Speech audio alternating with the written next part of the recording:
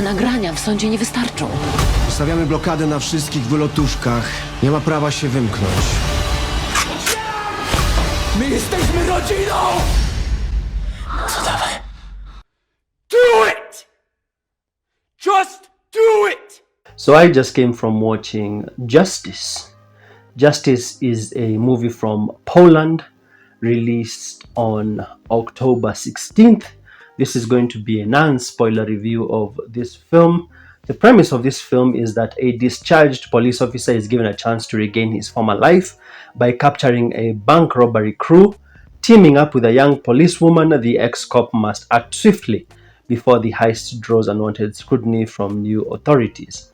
The two characters that we follow, the man is called Gadatz. It's a Polish name, so I'll probably say it wrongly. And the lady cop that we follow, her nickname is Pocket, because she's well known for catching, I think, pickpocketers. That's why people call her Pocket. This bank robbery, the way it happens, as I said, I'm going to avoid any major details, but I'm just going to give you the premise. So the way the bank robbery goes down is that this crew entered the bank at around 7:30. The alarm was disabled, so it took a while before anyone knew that the bank had been robbed. The security guard who was there was not supposed to be the one there. It was supposed to be someone else. So the security guards had switched shifts. The security guard who was murdered was supposed to be a scapegoat for that robbery. This is all in the opening of the film. I'm not really ruining anything. It's all in the opening of the film. This is a long film. It's around 2 hours.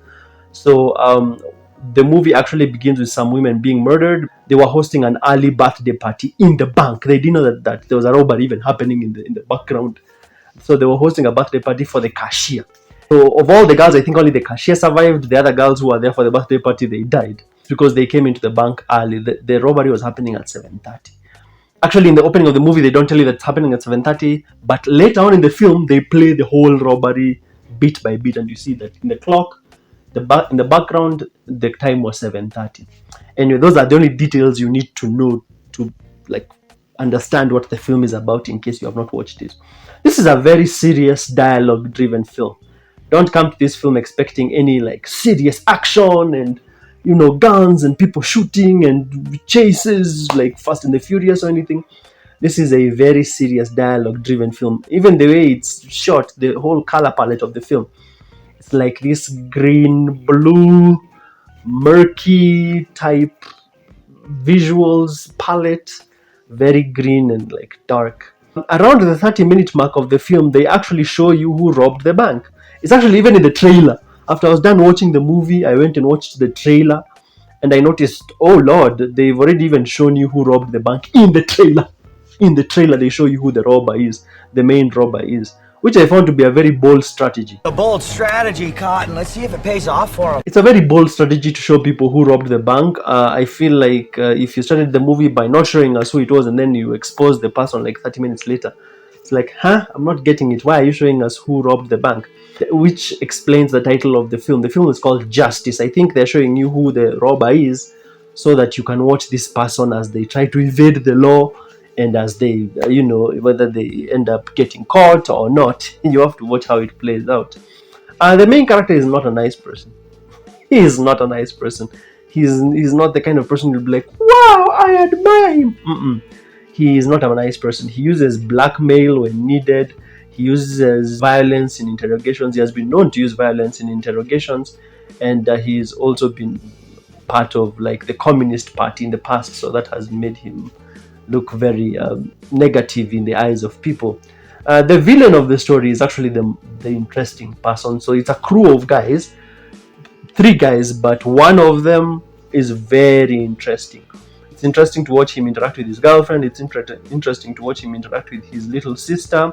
Personally, my biggest issue with this film is that I have no investment in the movie because I don't like the main character. And well, I don't know, the people who died, I don't know who they are. They're just women in the background who you only get to know for 5 minutes of screen time. There's a countdown. There's a countdown in that the investigation is supposed to be done and dusted within 2 weeks. So there's a countdown, but even though there's a countdown, you're like, who cares?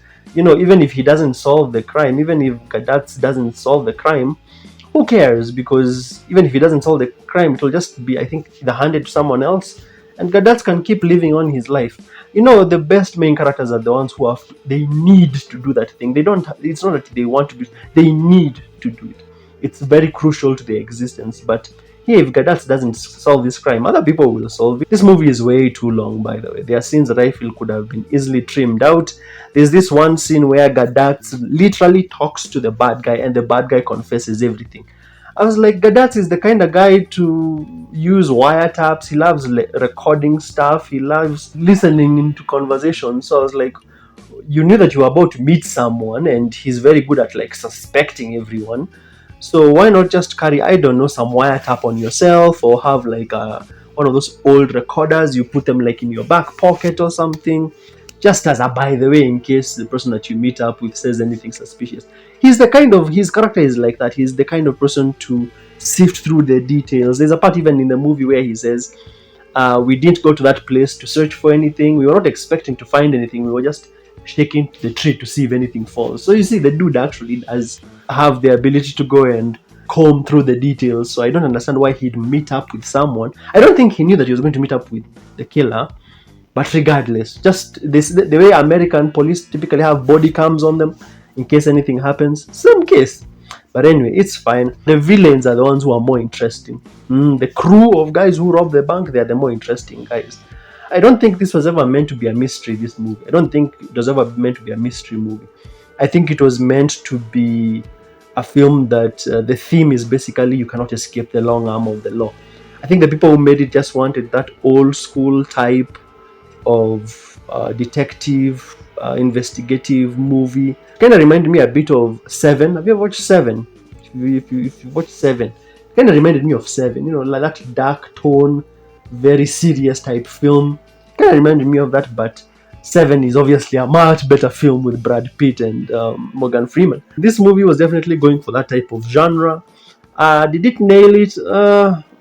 If it is serious but kind of slow. I had no investment, and it doesn't do anything new and interesting with the premise. Out of 10, I give it a 5. It's the kind of thing I'll just put in case I had nothing else and I wanted something to be playing on Netflix while I scroll through my phone, to be honest with you.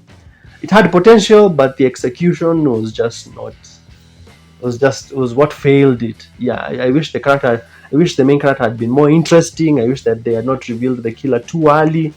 Yeah. Thank you so much for watching this review. On this screen, I'll leave other reviews I've done for Netflix films. Tell me what you thought of this one. If you've watched it, out of 10, I give it a 5. I'll see you in the next one.